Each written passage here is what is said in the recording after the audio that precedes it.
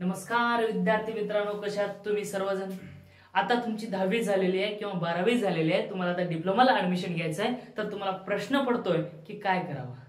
Diploma करायचंय पण कुठल्या ब्रँच मध्ये करावं हे कळत नाही, म्हणजे खूप सारे ब्रँच आहेत, मग या ब्रँच मध्ये तुम्ही गोंधळून जाता। तर अशा वेळेस तुम्हाला काय कोणाच्या तरी मार्गदर्शनाची गरज आहे आणि ते मार्गदर्शन मी तुम्हाला देण्यासाठी आज आलेलो आहे। तर बघा, जर तुम्ही चॅनल वरती नवीन असाल तर सबस्क्राइब करायला मात्र विसरू नका आणि व्हिडिओ जर आवडला असेल तर लाईक करायला मात्र विसरू नका। तर बघा, आता मी सांगणार आहे तुम्हाला जे इलेक्ट्रिकल इंजिनिअरिंग आणि सिव्हिल इंजिनिअरिंग डिप्लोमा जे काही केलात तुम्ही, तर त्यावरती काय फायदे आहेत ते माझ्या व्हिडिओमध्ये डिस्क्रिप्शन मध्ये दिलेलं आहे, तर त्यावरती जाऊन काय करू शकता तुम्ही, व्हिडिओ बघू शकता। आता मी शिकवतोय तुम्हाला काय मेकॅनिकल इंजिनिअरिंगचा डिप्लोमा केल्याच्या नंतर काय फायदे आहेत ते शिकवणार आहे। ओके, मग काय घाबरायची गरज नाही, जे तुम्हाला चांगलं वाटेल ते करा आणि तुम्ही कुठल्या लेवल पर्यंत तयारी करू शकता याचा विचार करूनच तुम्ही करा। आणि ते असं नाही की माझा मामाचा पोरगा करतोय, माझ्या ताईचा मुलगा करतोय, माझं हे करतोय ते करतोय, तशा गोंधळामध्ये पडू नका। जे तुम्हाला आवडते तेच करा आणि त्या कुठल्याही लोकांचं बघून काही करायचं नाही। ओके, मग बघ आता काय करायचंय, तुझी 10वी झालेली आहे। ओके, काय झाली तुझी 10वी झालेली आहे, मग 10वी झालेली आहे, 10वीच्या नंतर तुला काय होत असतं, फर्स्ट इयरला ऍडमिशन भेटत असतो आणि फर्स्ट इयरला ऍडमिशन भेटला तर डिप्लोमा किती वर्षाचा, 3 वर्षाचा। मग फर्स्ट इयर, सेकंड इयर आणि थर्ड इयर असे 3 वर्ष झाले की डिप्लोमा सर्टिफिकेट तुमच्या हातामध्ये भेटत असतो। मग डिप्लोमा सर्टिफिकेट भेटलं, सर गव्हर्नमेंट मध्ये करावं की प्रायव्हेट मध्ये करावं। बघ, मेकॅनिकल इंजिनिअरिंग आहे, मेकॅनिकल इंजिनिअरिंग तुला गव्हर्नमेंट मध्ये करायचं 70 ते 75, 70च्या पुढे जर तुला असेल पर्सेंटेज तर मेकॅनिकलला लागण्याचे चान्सेस आहेत ते गव्हर्नमेंटसाठी। आणि प्रायव्हेट मध्ये म्हटलं तर तुला एक 40-35 जर असतील, म्हणजे 40-50 असतील तर तुला काय मेकॅनिकल मध्ये भेटून जात असतं। खूप सारे मेकॅनिकलला कमी लेखतात, पण मेकॅनिकल ब्रँच ही कमी नाहीये। कशी आहे ती ब्रँच ही एव्हरग्रीन आहे, कधीही तिला मृत्यू नाहीये आणि आपल्यासारखे ॲव्हरेज विद्यार्थी मेकॅनिकलला जातात। आणि खरंच तू जर टॉपर असशील तर तू जर गेलास ना, चांगल्या प्रकारे मेहनत केलं तर काय होत असते, तुला गव्हर्नमेंट जॉब भेटत असते। मग गव्हर्नमेंट जॉब कुठं कुठं असतं ते सांगणार आहे मी तुला, आणि त्यानंतर प्रायव्हेट जॉब असेल तरी काय काय आहे तर मी तुला सगळं सांगणार आहे। ओके, मग बघ आता एक 1 बाय 1 बघू। सर माझी 10वी झालेली आहे तर तुला काय फर्स्ट इयरला ऍडमिशन भेटतो बेटा, कितीला, फर्स्ट इयरला। आणि जर तुझी 12वी झालेली आहे तर 12वी झाली असेल तुला काय डायरेक्ट सेकंड इयरला ऍडमिशन भेटतो। मग सेकंड इयरला ऍडमिशन जर भेटला तर किती, 2 वर्षाचा डिप्लोमा। मग सेकंड इयर आणि थर्ड इयर त्यावेळेस तुला काय डिप्लोमा सर्टिफिकेट भेटत असतं, मग त्याचे काय काय फायदे आहेत ते सांगणार आहे।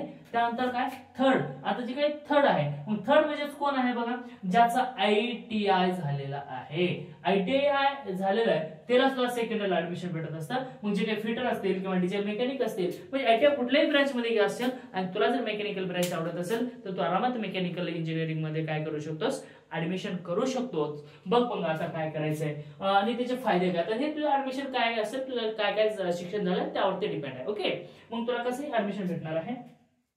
आता बघा काय करायचं आहे, ठीक आहे सर आम्हाला आता गव्हर्नमेंट जॉबची तयारी करायची तर काय करावं लागेल। ओके, मग बघा आता काय आहे, फर्स्ट आहे तुला सर्वात भारी आणि डेअरिंग बाज म्हटलं तर RTO।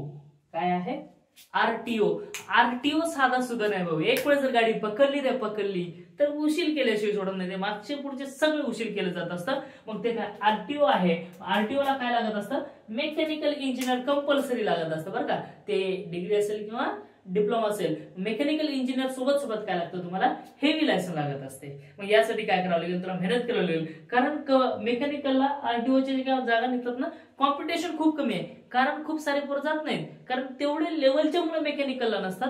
जे काही थोडेसे असे तसे असतात तेच मेकॅनिकल असतात। आणि तू खरोखर हुशार असशील ना तर तू RTO ऑफिसर बनणारच हो। आणि RTO ऑफिसर काय तुला माहितच आहे, तेवढं काही सांगायची गरज नाही। आणि मुली जर केलेले मेकॅनिकल, अरे खतरनाक, लय लवकर जॉबला लागतात। का बरं, कारण मेकॅनिकलला मुली नसतातच।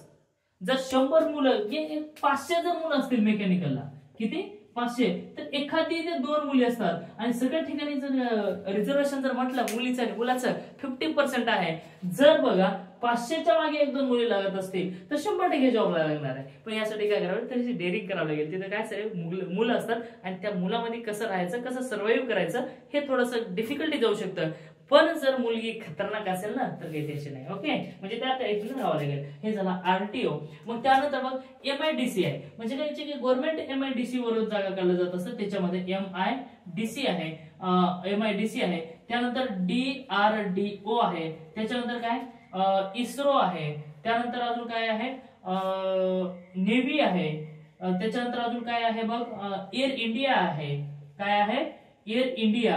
मग असे खूप सारे काय आहेत मेकॅनिकलचे काय आहेत जागा गव्हर्नमेंट मध्ये लागत असतात. आणि गव्हर्नमेंट मेकॅनिकल खरंच भाऊ मेकॅनिकल इंजिनिअरिंग ही खूप चांगली आहे गव्हर्नमेंटला. आणि याचा जर विचार केला तर या ठिकाणी तुम्ही लागता ज्युनियर इंजिनियर म्हणून. मग ज्युनियर इंजिनियर म्हणून तुम्ही जेव्हा लागता तर त्यावेळेस तुम्हाला जॉब भेटत असतं गव्हर्नमेंट ऑफिसर म्हणून. आणि जे काही पेमेंट आहे ते 60 ते 70 हजार रुपयाच्या आसपास तुम्हाला काय असते पेमेंट असते. आता 60 ते 70 म्हटलं खूप भारी आहे. मग सर आम्हाला हे लागलेच नाही म्हणतात काय करायचं.